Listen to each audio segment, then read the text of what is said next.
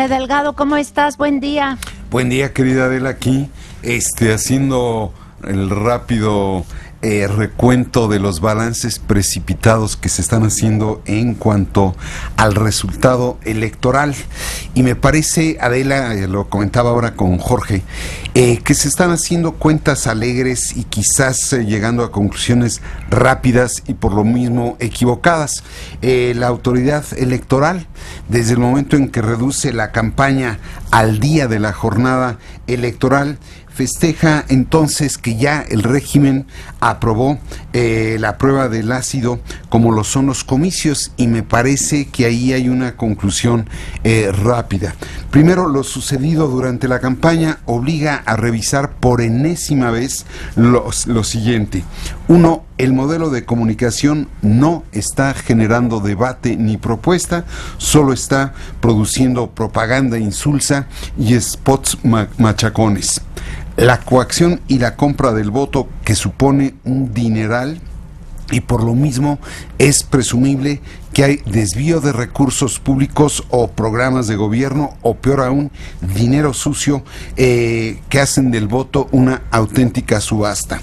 Luego, me parece que la ausencia de informes del gasto de campaña, es decir, la negativa de los partidos a rendir cuentas, es una burla a la autoridad, y entonces la ausencia de transparencia en cuanto al origen de los dineros que están gastando los partidos me parece delicado. Y por último, Adela, en cuanto a la autoridad electoral se refiere, me parece que no está claro qué debe hacer el Instituto Nacional y qué deben de hacer los organismos locales. Y entonces ahí hay un malentendido entre dos órganos que a lo mejor están duplicando tareas y a la vez duplicando el gasto. Luego, otra conclusión que me parece precipitada es la relativa a la alternancia. Se está presentando a la alternancia como la solución al mal humor social o al descontento electoral.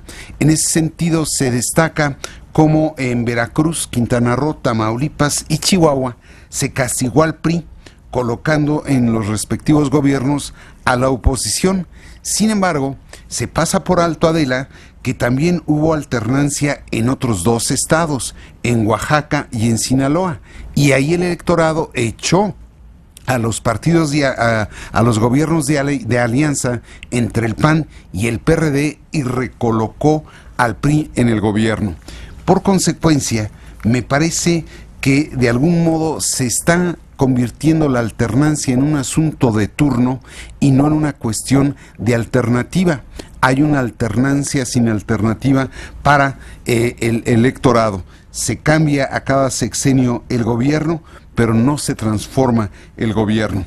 Luego, el castigo al PRI se presenta como el gran resultado de la jornada electoral, pero si se toma en cuenta que también la oposición fue castigada donde gobernaba, la conclusión es que los partidos están confundiendo la desesperación social con la esperanza democrática. Esto es, el hecho de que el electorado no encuentre más que como opción quitar al que se encuentra, no supone que el que llegue sea mejor que el anterior, y en esa medida se está perdiendo de vista que en realidad el señalamiento del electorado o de los votantes es en relación con el hartazgo que tiene frente a la impunidad criminal, frente a la pusilanimidad política y frente a la ineptitud de los gobernantes, y diría en suma en contra de la corrupción que asfixia al país.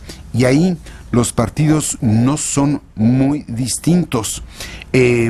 Vamos, por un lado se está ofreciendo como gran promesa de gobierno, y es increíble que sea la promesa de gobierno, meter en la cárcel a los gobernadores que aún en funciones serán desplazados por el partido opositor. Pero cuando uno ve a muchos de los que serán gobernantes de la oposición, verdaderamente tampoco su currículum no es precisamente de los más puros limpios. Luego, me parece también precipitado hablar de que tuvo triunfos la oposición cuando en más de un caso se presentaron con priistas disfrazados. Es decir, si uno se va a Veracruz, la afiliación de Miguel Ángel Yunes al PAN data apenas del 2008. Y si se va uno a Quintana Roo, la renuncia de Carlos Joaquín al PRI es apenas de hace 2 meses y medio, 3 meses. En ese sentido, me parece que de pronto este es un juego de disfraces o de antifaces, pero no está teniendo las conclusiones que se están señalando. Por lo demás, los militantes y los cuadros distinguidos de cada partido están, por un lado, algunos ya tratando de quemarle incienso al dirigente triunfador y están tratando de encender teas en contra el candidato derrotado, pero esta elección en realidad tuvo por peculiaridad que todos metieron la mano. Hubo gobernadores de uno y otro bando que colocaron sucesores, hubo desde luego secretarios de Estado que colocaron a los suyos, todo desde luego en el caso del PRI con el visto bueno de la presidencia, y en ese sentido es difícil fincar responsabilidad solo sobre los dirigentes. Es decir, ya muchos están viendo que Ricardo Anaya se va para arriba, pero en realidad me parece que es prematuro llegar a esas conjeturas. En todo caso, me parece que la conclusión más precipitada de es la que asegura que los comicios del domingo ratifican que la transición a la democracia es ya un hecho y se encuentra concluida. Me parece que se está reduciendo la democracia a una jornada electoral, el voto a un asunto de compra o coacción, la propuesta a la emisión de spots, los votos a una cantidad sin calidad y sobre todo a creer que ganar elecciones es conquistar gobiernos. Y ya se ha visto, muchos partidos son buenos para ganar elecciones, pero no para constituir gobiernos, y lo cierto es que llevamos años discutiendo el reparto del poder, pero no el sentido del poder, y cuando el poder pierde su sentido, por lo general, las democracias resbalan, Adela. Pues sí, tienes toda la razón como siempre y bueno, si me permites, pues vamos a subir este comentario, si me lo permites, a las redes para que la gente lo pueda volver a escuchar, porque de verdad que está, pues está clavado este análisis y este diagnóstico que haces. Es demasiado precipitado todo, ¿no? No, eres muy generosa.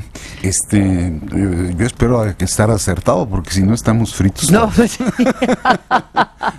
si no, bueno, vámonos a Mérida. Así es, vamos a conseguir pasaporte. Exacto. Te mando un beso. Gracias, René, como siempre. Yo a ti. Gracias. Adiós.